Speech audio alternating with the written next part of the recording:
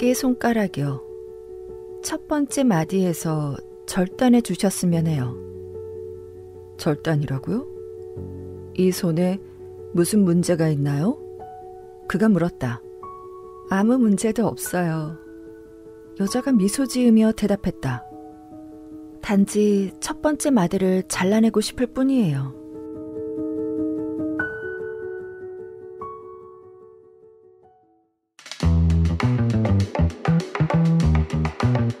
오거스터스 SFX 반도젠 교수의 잘라낸 손가락.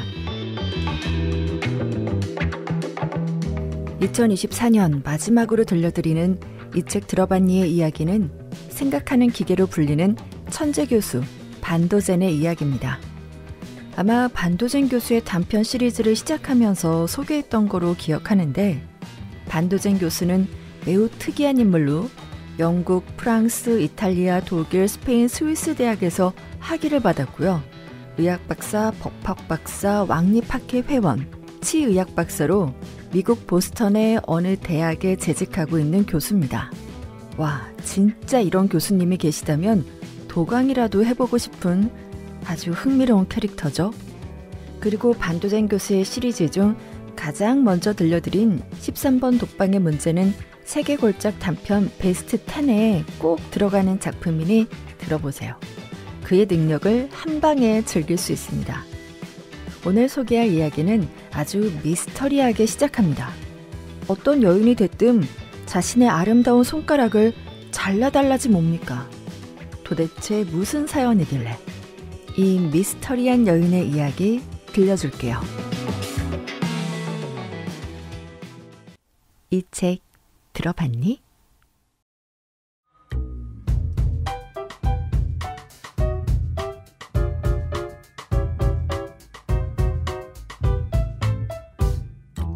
그녀는 부드러운 장갑을 벗고 왼손을 외과 의사에게 내밀었다. 예술가라면 아름답고 균형 잡힌 손이라고 표현했겠지만 외과 의사는 직업적인 관점에서 훌륭한 신체 표본이라고 생각했다. 가늘게 뻗은 손가락, 윤이 나는 분홍빛 손톱, 단단하고 균형 잡힌 손목까지 분명 노동을 경험하지 않은 여유로운 삶을 살아온 여인의 손이라고 프레스콧 박사는 속으로 생각했다. 집게 손가락이요. 그녀는 차분히 설명했다. 첫 번째 마디에서 절단해 주셨으면 해요. 절단이라고요? 프레스콧 박사는 숨을 고르며 아름다운 방문객의 얼굴을 바라보았다. 그녀의 뺨은 장밋빛으로 발그스름했고 붉은 입술은 살짝 미소를 띠고 있었다. 그녀에게는 아주 평범한 일처럼 보였다. 외과 의사는 흥미로워하며 그녀의 손을 살폈다. 절단하라고요? 그가 반복했다. 제가 박사님을 찾아온 이유는... 그녀는 고개를 끄덕이며 말을 이었다. 박사님이 이 분야의 전문가라는 이야기를 들었기 때문이에요. 수술 비용도 저렴하고요. 프레스콧 박사는 집게 손가락에 분홍빛 손톱을 눌렀다가 손을 뗀 후 피가 돌아와 분홍빛을 띠는지 확인했다. 그는 이 동작을 몇 번 반복한 뒤 손을 뒤집어 손바닥에서 손가락 끝까지 자세히 살펴보았다. 박사가 고개를 들었을 때 그의 얼굴은 당황한 표정이 역력했다. 이 손에 무슨 문제가 있나요? 그가 물었다. 아무 문제도 없어요. 여자가 미소 지으며 대답했다. 단지 첫 번째 마디를 잘라내고 싶을 뿐이에요. 외과 의사는 의자에 몸을 기대며 난감한 표정을 지었다. 그리고 날카로운 시선으로 그녀를 응시했다. 그녀는 시선을 피하지도 않고 오히려 그의 당황한 표정을 보며 살짝 미소를 지어 보였다. 왜 잘라내고 싶은 거죠? 그가 물었다.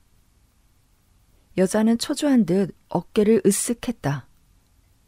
그건 말씀드릴 수 없어요. 그녀가 대답했다. 사실 박사님이 그 이유를 알 필요는 없잖아요. 박사님은 외과 의사고 저는 수술을 원하죠.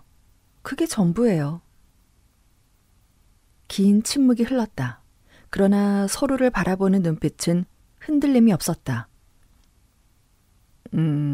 그러니까 프레스코 박사가 마침내 말을 꺼냈다. 그런데 아직 자기소개를 하지 않으셨군요. 그녀는 침묵했다. 이름을 물어봐도 될까요? 제 이름은 중요하지 않아요. 그녀는 차분히 대답했다. 물론 이름을 말씀드릴 수 없지만 그건 제 이름이 아닐 거예요. 그러니 어떤 이름이든 무의미하죠. 다시 한번 외과 의사는 그녀를 응시했다. 수술은 언제 하기를 원하시나요? 그가 물었다. 지금이요. 저는 준비됐습니다. 그녀가 대답했다. 이 점을 분명히 아셔야 합니다. 그가 진지하게 말했다. 외과 의사는 인간의 고통을 덜어주기 위한 목적으로 수술을 하는 것이지 일부러 신체를 훼손하는데 의술을 사용하지 않습니다. 알고 있어요. 그녀가 말했다. 하지만 본인의 의지로 박사님이 말하는 훼손에 동의하는 경우라면 박사님이 반대할 이유는 없다고 생각해요. 의학적으로 손가락을 제거할 필요성이 없는데도 제거하게 되면 범죄 행위가 될 겁니다. 외과 의사가 단호하게 말했다. 이런 행위는 정당화될 수 없어요. 젊은 여인의 얼굴에 실망의 기색이 스쳤고 그녀는 다시 한번 어깨를 으쓱했다. 결국 그녀는 마침내 말했다.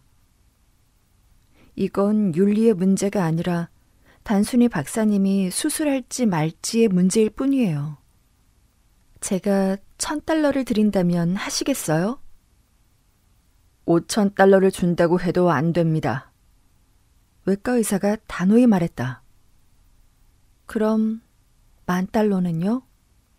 그녀가 담담히 물었다. 프레스코 박사의 머릿속에는 온갖 질문들이 떠올랐다. 왜 젊고 아름다운 여성이 왜 그토록 간절히 아름답고 건강한 손가락을 희생시키려고 하는 걸까?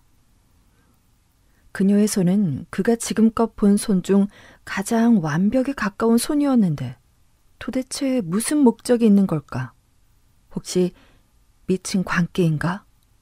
그녀의 차분하고 흔들림 없는 눈을 깊이 들여다보며 그는 그녀가 제정신이라 확신할 수밖에 없었다. 그렇다면 대체 왜? 안 됩니다. 그는 마침내 단호하게 말했다. 그 손가락을 제거하는 것이 꼭 필요하다는 확신이 들지 않는 한 당신이 제시하는 어떤 금액으로도 수술하지 않을 겁니다. 그게 제 입장입니다. 그녀는 자리에서 일어나 박사를 마주보고 섰다. 그녀의 얼굴에서 실망감이 사라졌다. 좋아요. 그녀는 차분히 말했다. 수술이 필요하다면 하시겠다고 하셨죠. 그렇다면 제가 손가락을 총으로 쏴버린다면 그땐 총으로 쏜다고요? 프레스코 박사가 놀라서 외쳤다. 네, 그렇게 말했어요. 그녀는 침착하게 대답했다. 제가 손가락을 총으로 쏴버린다면 당신은 상처를 치료해 주시겠죠? 필요한 절단 수술도 해 주실 거고요. 그녀는 문지의 손가락을 들어올리며 호기심 어린 눈으로 바라봤다. 프레스코 박사도 새로운 흥미를 느끼며 그 손가락을 응시했다. 총으로 쏜다고요? 그가 되풀이했다. 그런 일을 생각하다니 당신은 미친 게 틀림없군요. 그가 격분하며 말했다. 그의 얼굴은 분노로 붉어졌다. 나는 이 일에 관여하지 않을 겁니다, 부인. 안녕히 가세요. 아주 조심해야겠지만 그녀는 혼잣말하듯 말했다. 아마 한 발이면 충분할 거예요. 그러면 박사님은 치료할 수밖에 없겠죠? 박사의 반응을 살피며 그녀가 말했다. 프레스콧 박사는 그녀를 한참 동안 응시하더니 상담을 끝내려는 듯 자리에서 일어나 문을 열었다. 하지만 그녀는 자리에 앉은 채 잠시 생각에 잠겼다. 이 손가락을 왜 제거해야 하는지 박사님을 이해시킬 수 있다면 수술해 주시겠다는 말씀이죠? 물론입니다. 박사가 즉시 대답했다. 그의 호기심은 최고조에 달했다. 정당한 사유라면 가능합니다. 수술이 꼭 필요하다는 걸 믿어주시고 이유는 설명할 수 없다는 걸 이해해 주실 수는 없나요? 아니요. 이유를 알아야 합니다. 제 직업상. 그가 차갑게 말했다.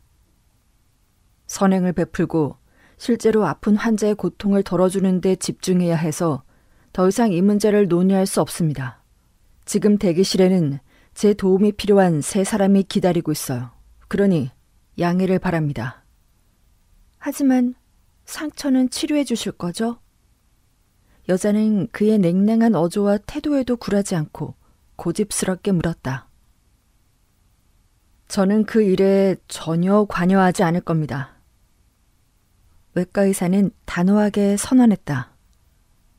만약 의사의 도움이 필요하다면 외과의가 아니라 정신과 의사를 추천해드리고 싶군요. 그녀는 불쾌한 기색을 보이지 않았다. 누군가는 상처를 치료해줘야 할 거예요. 그녀는 고집스럽게 말을 이었다. 저는 실력 있는 의사가 치료해주길 바라요. 그러니 다시 오겠습니다. 즐거운 하루 보내세요. 비단 치마가 스치는 소리가 들리더니 그녀는 떠났다. 프레스콧 박사는 잠시 그녀를 바라보며 놀라움과 동시에 짜증이 난 채 서 있었다. 그러고는 돌아서서 책상에 앉았다. 그녀가 두고 간 부드러운 가죽 장갑이 여전히 그 자리에 놓여 있었다. 그는 그것을 조심스럽게 살펴보더니 마지막으로 고개를 저으며 그 일을 잊기로 하고 다른 일에 집중했다. 다음 날 이른 오후, 프레스콧 박사는 사무실에서 글을 쓰고 있었다. 그때 환자들이 기다리고 있는 대기실 문이 벌컥 열리며 젊은 남자 직원이 급히 들어왔다. 여성 한 분이 기절하셨습니다, 선생님. 다치신 것 같아요. 직원이 서둘러 말했다. 프레스콧 박사는 재빨리 일어나 성큼성큼 밖으로 나갔다. 그곳엔 전날 그를 찾아왔던 방문객이 창백한 얼굴로 의자에 쓰러져 있었다. 그는 그녀에게 다가가려다 어제 나눴던 대화를 떠올리며 잠시 망설였다. 하지만 환자를 구해야 한다는 직업적 본능과 어쩌면 호기심까지 더해져 그녀에게 다가갔다. 그녀의 왼손은 응급처치용 붕대가 감겨 있었고 그 사이로 피가 조금씩 흐르고 있었다. 그는 믿을 수 없다는 듯 그녀의 손을 바라보았다. 정말로 해버렸군. 그가 분노하듯 내뱉었다. 프레스콧 박사는 단순히 출혈과 신체적 고통 때문에 그녀가 기절했다는 것을 알아차리고 그녀의 의식이 돌아오게 하려고 분주히 움직였다. 그러는 동안 그는 대기실에 있던 젊은 직원에게 서둘러 지시를 내렸다. 반도젠 교수님께 전화를 걸어줘. 그리고 간단한 수술을 도와줄 수 있는지 여쭤봐. 특이한 사례라서 분명 흥미로워하실 거라고 말이야. 이렇게 해서 불필요한 손가락 문제는 생각하는 기계의 관심을 끌게 되었다. 그는 신비로운 여성이 의식을 되찾으려는 순간에 도착했다. 그녀는 흐릿한 눈으로 그를 바라보았지만 알아보지 못했다. 그러다 그녀의 시선이 프레스콧 박사에게로 옮겨갔다. 그녀는 미소를 지었다. 수술해 주실 줄 알았어요.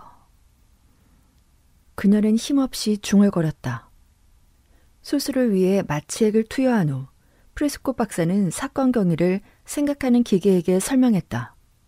과학자는 길고 가느다란 손가락을 젊은 여성의 맥박 위에 가볍게 얹고 침묵한 채 듣고 있었다. 어떻게 생각하세요? 외과 의사가 물었다. 생각하는 기계는 대답하지 않았다. 그 순간 그는 의식을 잃은 여성의 이마를 자세히 들여다보며 몸을 기울였다. 한 손으로는 섬세하게 그려진 그녀의 눈썹을 반대 방향으로 몇 번 쓸어내리고 다시 가까이에서 눈을 가늘게 뜨고 살펴보았다. 프레스콧 박사는 반도젠 교수의 행동을 이해했다. 아니, 그건 아닙니다. 그가 말하며 약간 몸을 떨었다. 저도 그렇게 생각했는데 아주 건강한 여성이에요. 젊은 여성이 진정제를 복용한 후 평온하게 잠들었을 때 생각하는 기계는 프레스콧 박사의 사무실에 앉아 수술 전에 있었던 특이한 사건을 이야기했다. 그리고 책상 위에 놓인 여성용 장갑을 집어들었다. 이건 그녀가 처음 왔을 때 두고 간 장갑인가요? 반도젠 교수가 물었다. 예. 그녀가 장갑을 벗는 걸 봤나요? 예.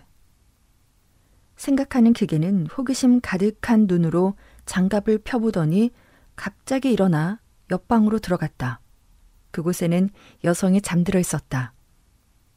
그는 한동안 그녀의 우아하고 가냘픈 몸매를 감탄스럽게 내려다보았다. 그러고는 몸을 숙여 그녀의 왼손을 자세히 살폈다. 마침내 몸을 일으켰을 때 그는 질문의 답을 얻은 듯 보였다. 반도젠 교수는 다시 프레스콧 박사에게로 돌아갔다. 그녀가 손가락을 절단하고 싶어하는 이유가 무엇인지는 말하기 어렵습니다.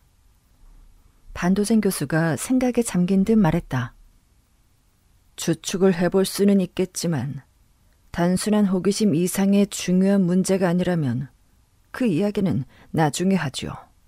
하지만 지금부터 몇 달 안에 중요한 진전이 있을 듯하니 그녀에 대해 더 알아보고 싶군요.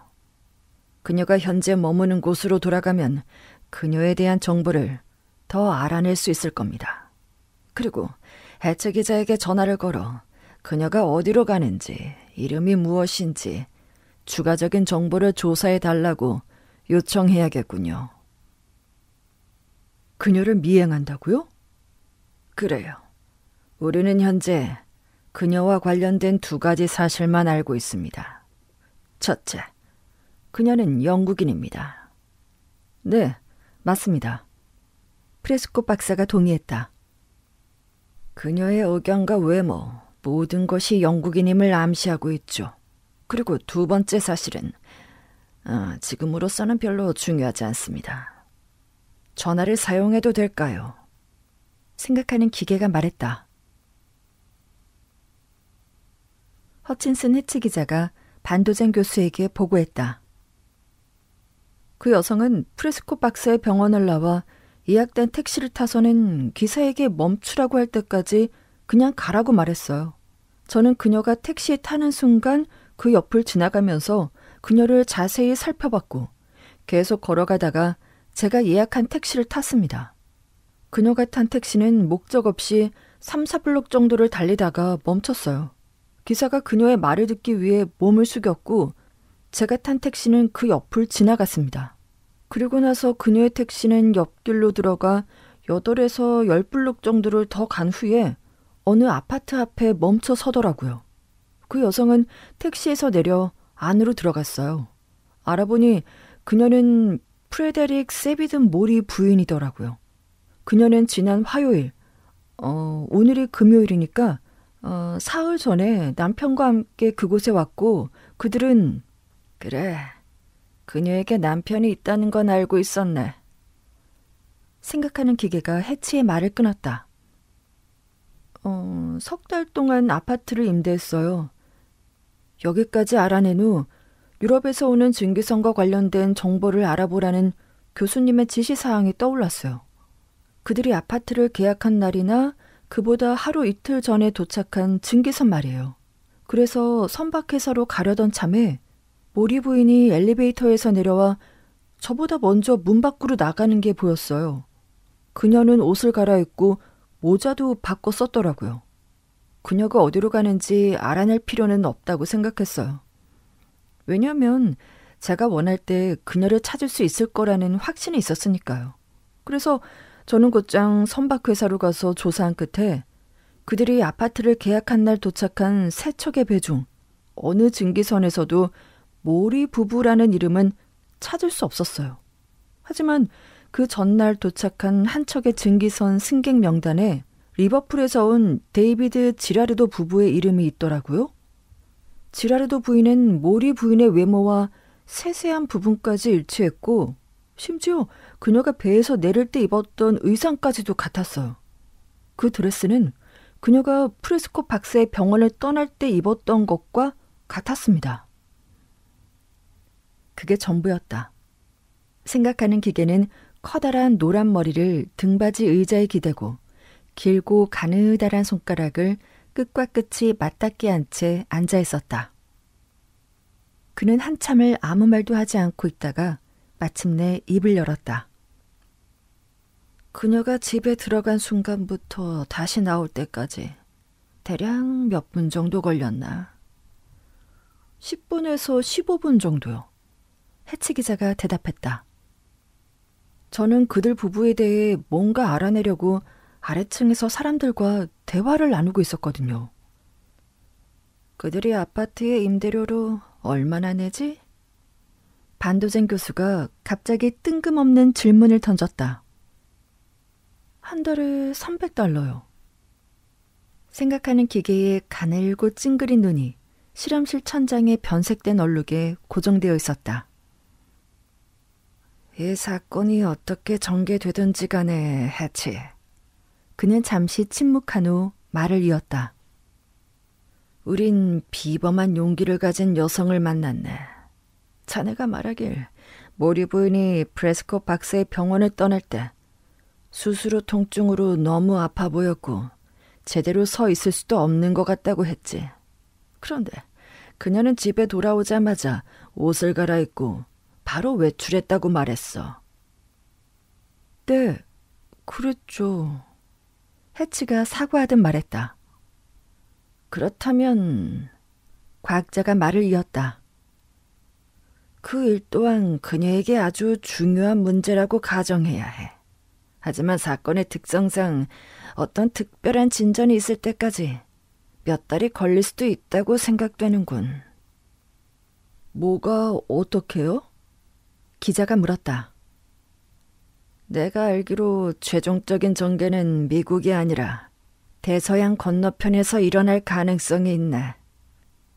생각하는 기계가 설명했다. 아마도 이 사건은 런던 경시청이 다루게 될 거야.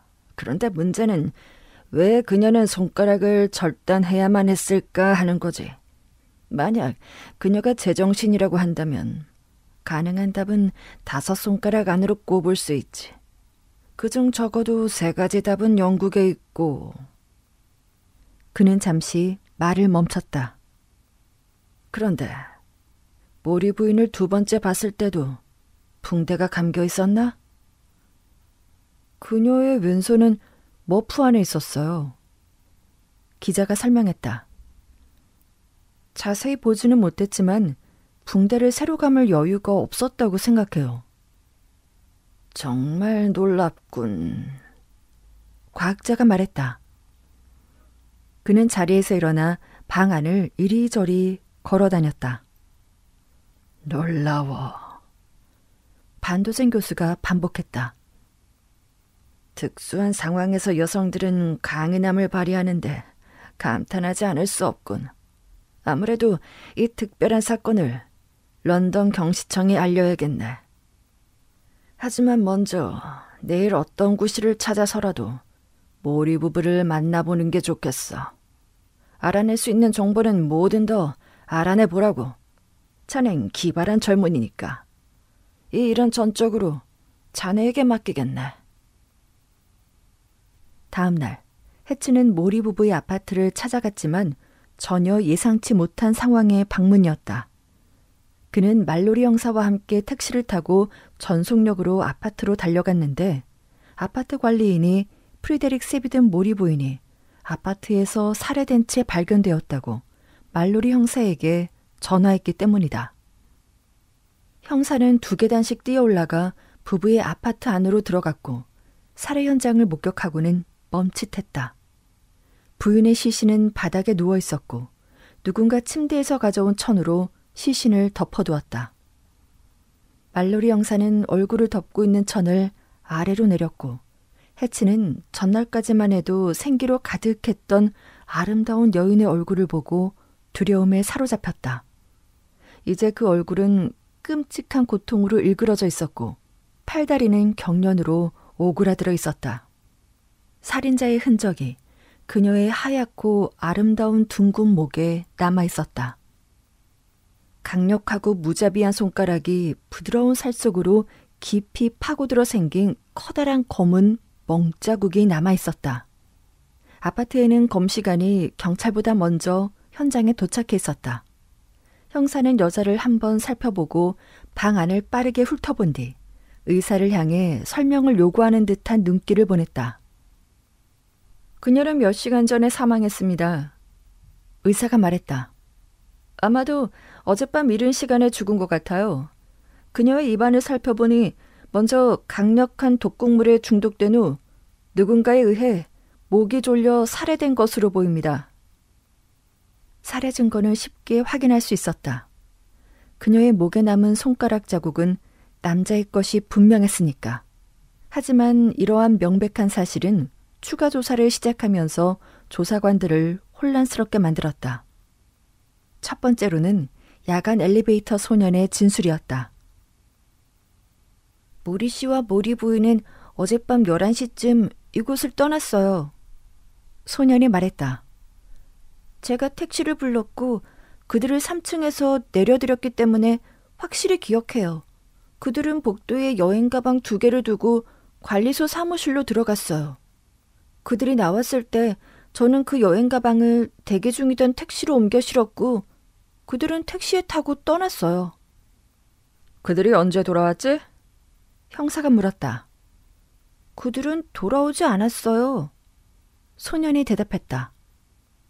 저는 오늘 아침 6시까지 일했는데 그들이 나간 후 일을 마칠 때까지 아무도 들어오지 않았어요. 형사는 다시 의사를 향해 몸을 돌리며 말했다. 그렇다면 그녀가 어제 초저녁에 죽을 리 없겠는데요. 그녀는 최소 12시간, 어쩌면 더 오래전에 사망했을 겁니다. 검시관이 단호히 말했다. 그 점에 대해서는 논란의 여지가 없어요. 형사는 잠시 그를 냉소적으로 쳐다보더니 아파트 관리인을 바라보았다.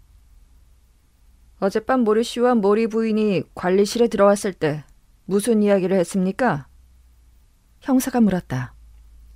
그때 당신은 그 자리에 있었나요? 예, 있었습니다.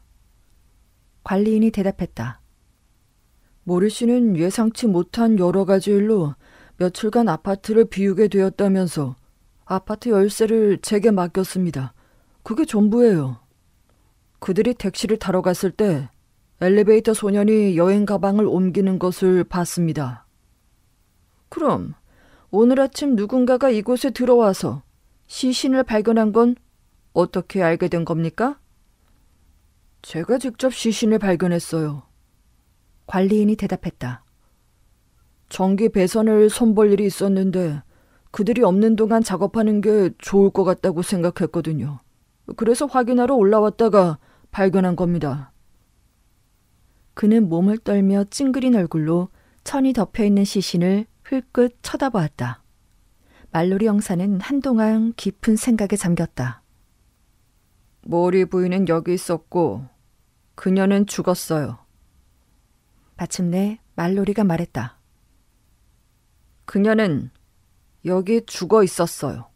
그러니 어젯밤 그녀가 남편과 함께 나간 후 오늘 아침 시신으로 발견되기 전까지 살아서든 죽어서든 다시 이곳으로 돌아왔다는 뜻입니다. 이건 변하지 않는 사실이에요. 하지만 그녀는 어떻게 다시 돌아온 걸까요? 아파트 직원 3명 중 근무 중이던 엘리베이터 소년이 아직 아무 말도 하지 않았다. 그러나 형사가 그를 매섭게 노려보자 그제야 입을 열었다. 오늘 아침 모리 씨나 모리 부인 중 누구도 들어오는 것을 보지 못했습니다. 그는 서둘러 설명했다. 시신이 발견되기 전까지는 GP원과 몇몇 배달 차량 기사들 외에는 아무도 들어오지 않았어요. 말로리 형사는 다시 관리자를 향해 몸을 돌렸다. 비상 계단으로 통하는 창문이 있나요? 그가 물었다. 예, 이쪽입니다. 그는 짧은 복도를 지나서 뒤쪽으로 갔다. 부인이 비상 계단을 통해 들어왔다고 가정하더라도 창문이 안쪽에서 잠겨 있었기 때문에 누군가가 그 창문을 닫고 잠근 사람이 다시 그 비상 계단으로 내려갈 수 없다는 사실이 드러났다. 따라서 살인범은 정문으로 나갔을 가능성이 컸다. 말로리 형사가 여기까지 조사했을 때 그는 자리에 앉아 침묵하고 있는 직원들을 한 명 한 명 바라보았다. 마치 그들이 일부러 자신을 곤란하게 하거나 짜증나게 하려고 이 사건을 꾸몄다는 듯이 말이다. 허친슨 히트 기자가 무언가를 말하려다가 생각을 바꾸고 아래층으로 내려가 전화를 걸었다.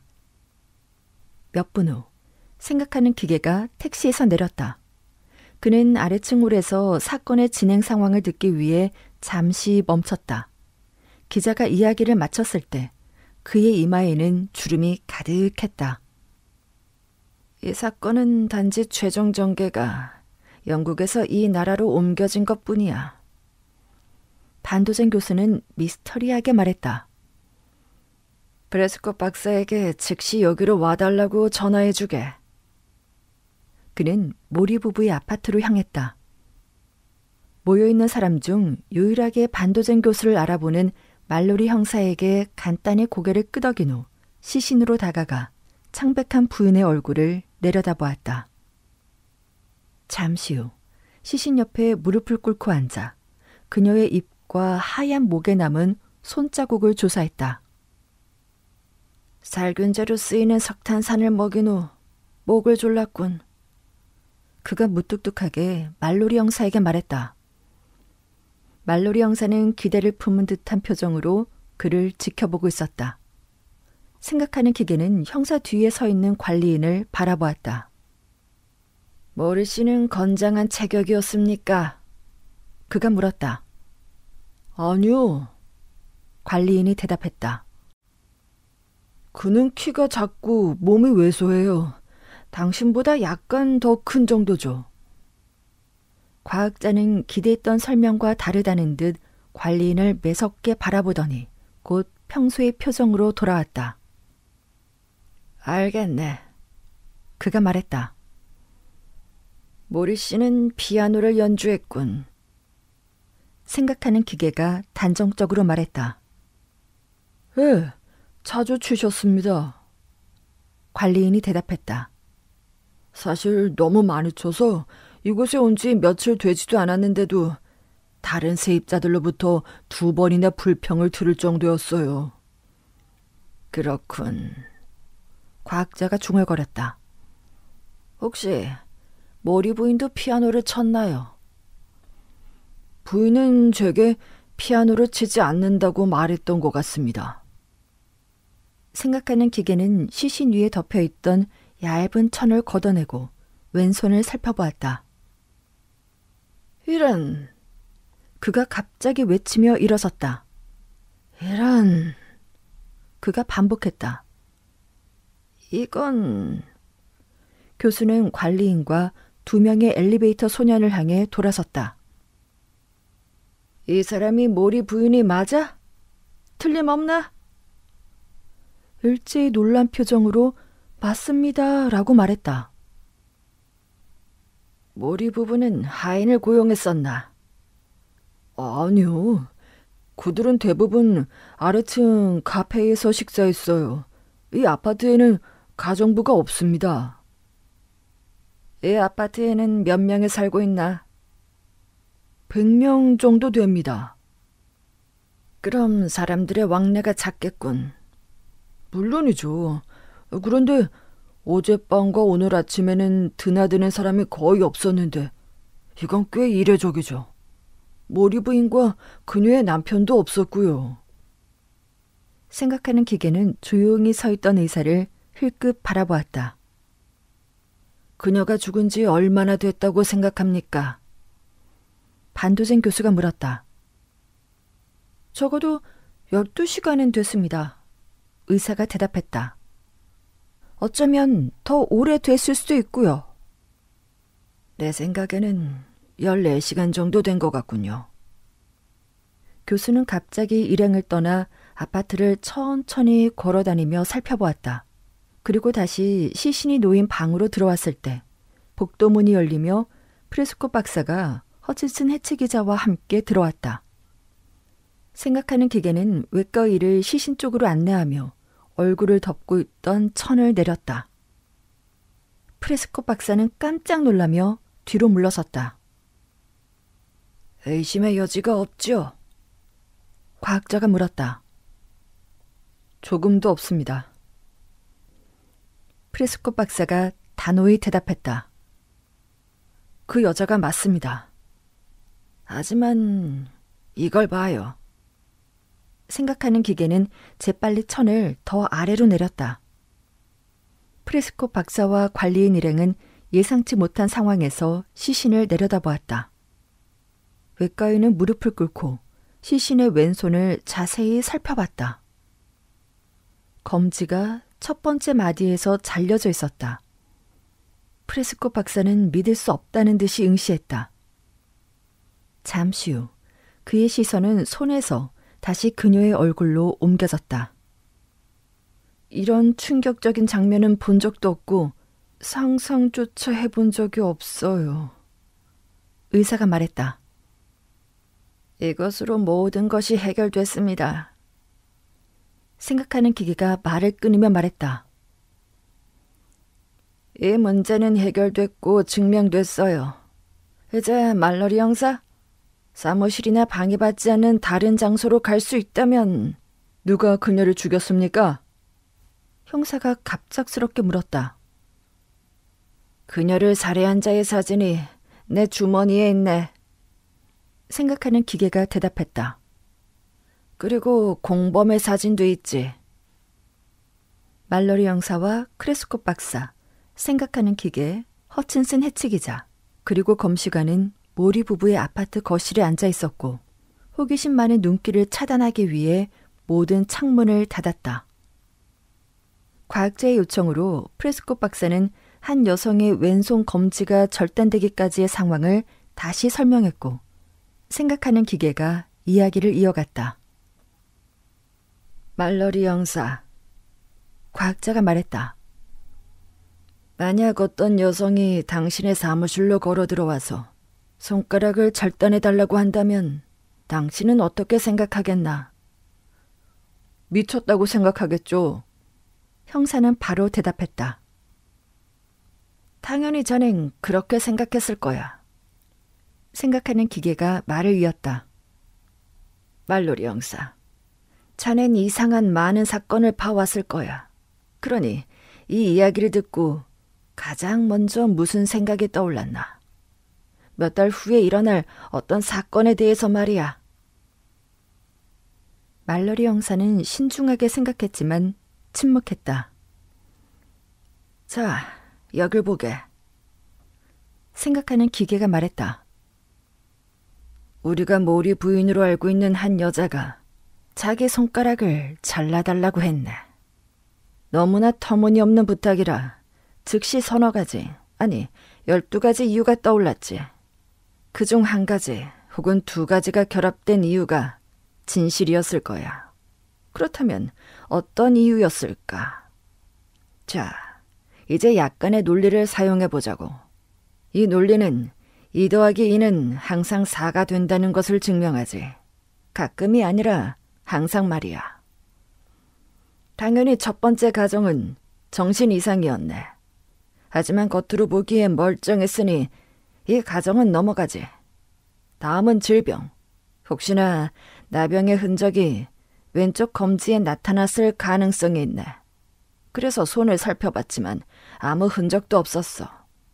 이제 손가락을 잘라내야 할 3가지 강력한 이유가 남아 있었는데 모두 그럴듯했지. 그 여인이 영국인이라는 사실은 분명했네. 그녀는 결혼 반지를 끼고 있지 않았지만 그녀의 장갑에는 결혼 반지 자국이 남아 있었고 그녀의 손가락에도 같은 자국이 있었어. 우리는 그녀가 미혼이라는 걸 추측할 수 있었지. 여기까지가 처음으로 알아낸 두 가지 사실이었고 그녀가 미망인이 아니라는 실질적인 증거는 그녀의 젊은 나이와 옷차림에서 상복의 흔적이 없는 걸 보고 짐작할 수 있었네. 이후 해체 기자가 그녀를 따라가 이름과 거주지를 알아냈고 그녀가 남편과 함께 증기선을 타고 하루 이틀 전에 이곳에 도착해 아파트를 얻었다는 사실을 알게 됐어. 이건 그녀가 영국인이라는 증거였고 그녀에게 남편이 있다는 증거였지. 그들은 데이비드 지라르도와 지라르도 부인으로 증기선 승객 명단을 기록했지만 여기서는 프레데릭 세비든 모리와 모리 부인으로 불렸네. 왜 이름이 다를까? 이 상황 자체가 비정상적이고 범죄가 이미 저질러졌거나 계획되고 있다는 걸 암시하지. 하지만 범죄는 계획 단계에 있는 것으로 보여서 실행을 막을 수 있을 거로 생각한 거야. 당시에는 살인을 암시하는 명확한 단서가 없었거든. 하지만 사건이 발생했네. 모리 부인일지도 모르는 사람이 살해당했어. 모리 부인이 아닙니까? 형사가 물었다. 해체 기자는 시신이 자신이 미행했던 여성이라고 확신했고 나 역시 수술받은 인물과 같다고 인정했고 브레스콧 박사도 그녀를 알아봤네. 생각하는 기계가 말을 이었다. 그녀가 살해된 상황을 알아낸 후 그녀가 모리 부인이라는 것을 확신하기 위해 나는 그녀의 왼손을 살펴봤네. 시신에 검지가 없더군. 숙련된 외과의에 의해 첫 번째 마디가 절단된 상태였어. 이 사실은 죽은 여자가 모리 부인이 아니라는 걸 확인해줬고 그 즉시 사건 전체가 명확히 해결됐네. 어떻게요? 형사가 물었다.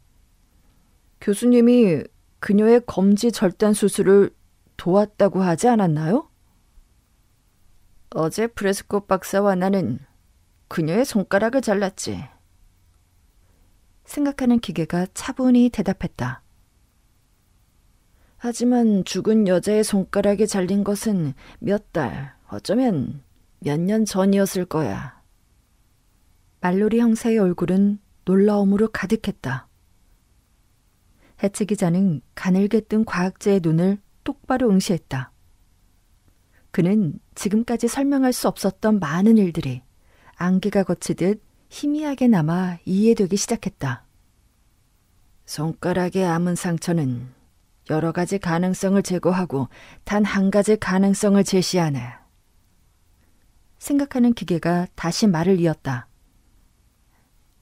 이전에 모리 부인은 피아노를 치지 않는다고 관리인이 말했지. 나는 그녀의 손이 막대한 보험이 들어있을 가능성, 그리고 보험회사를 속이려고 손을 훼손할 가능성을 생각해 보았네. 하지만 그녀가 수술을 위해 큰 금액을 내겠다고 제안한 것과 이 아파트에서의 생활비가 상당했을 거라는 점 때문에 이 가설에 의문이 생겼어. 또 검지가 어떤 범죄의 증거가 될 가능성이 있어 잘라낸 게 아닐까도 생각했지만 죽은 여자의 손가락도 절단되어 있었으니 그 가설도 의미가 없지. 그렇다면 이제 한 가지 가능성만 남네.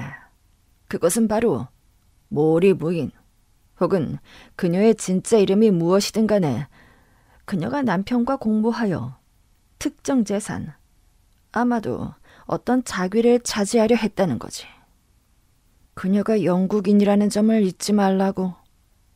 그녀는 상속을 사칭하기 위해 손가락을 희생해서라도 신체적 특징을 조작하려 했던 게 분명하네. 그녀는 신분 확인에 필요한 문서를 이미 준비했거나 누군가로부터 받기로 되어 있었을 거야. 그러니 저 안에 누워있는 여성은 모리 부인이 훔치려 했던 신분을 가진 여성이라네. 저 시신이 모리 부인이 아닌가요? 형사가 물었다. 아니야. 반도젠 교수가 날카롭게 대답했다.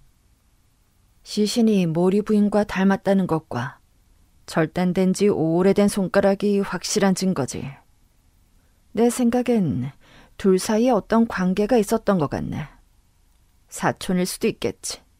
하지만 쌍둥이는 아냐. 왜냐하면 만약 쌍둥이라면 돈이나 자귀를 얻기 위해 한 사람이 다른 사람을 사칭해야 할 필요가 없으니까. 하지만 모리 부인이 유산 상속에서 제외되었거나 가족에게 버림받았다면 그런 행동을 했을 가능성도 있겠지. 이 피해자는 교수는 사진 뒷면을 흘끗 보며 말했다.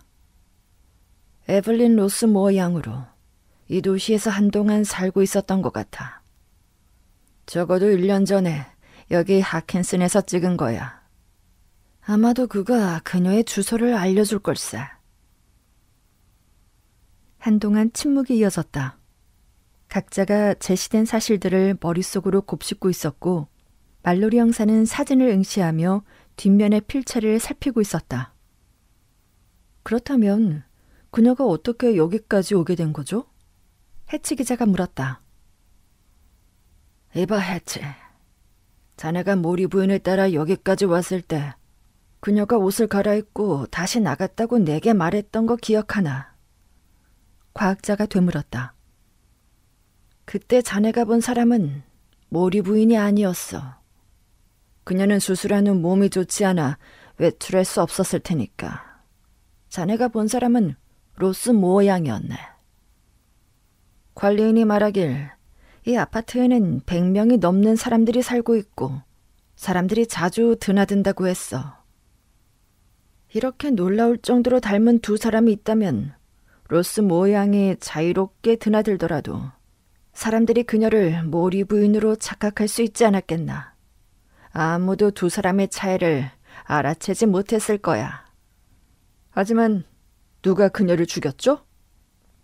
말로리 형사가 호기심 가득한 목소리로 물었다. 어떻게? 왜요? 모리가 그녀를 죽였어.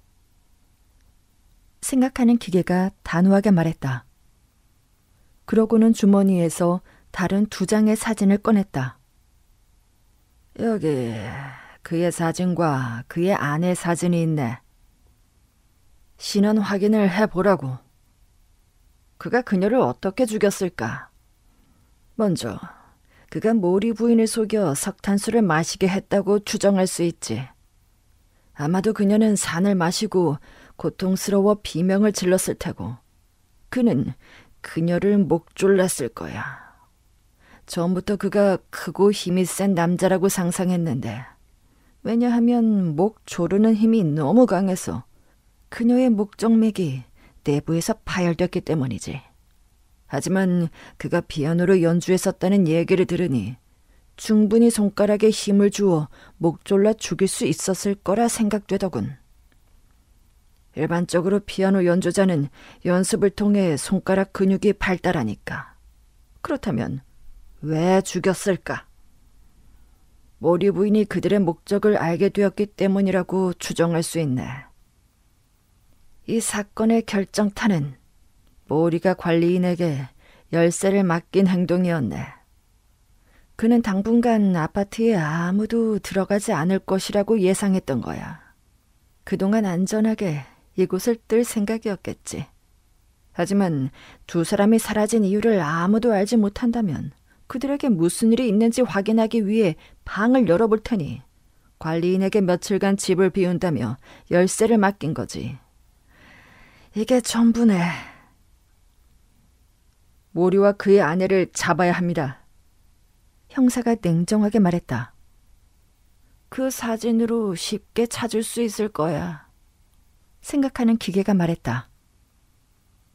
이 살인사건이 몇 시간 동안 신문에 실리지 않는다면 유럽으로 떠나려는 그들을 체포할 수 있을 걸세. 그들이 타고 온 선박회사를 조사해보는 게 어떤가? 그로부터 정확히 3시간이 지난 후 피의자인 남편과 아내는 체포되었다. 그들은 오후 4시 30분에 출항하는 증기선의 승선권을 막 예약한 상태였다. 그들의 재판은 대중의 관심을 끌었으며 몇 년 전 실종된 에블린 로스 모 양의 소유한 재산과 자귀를 탈취하려 했다는 놀라운 이야기와 함께 두 사람에게는 유죄 판결이 내려졌다.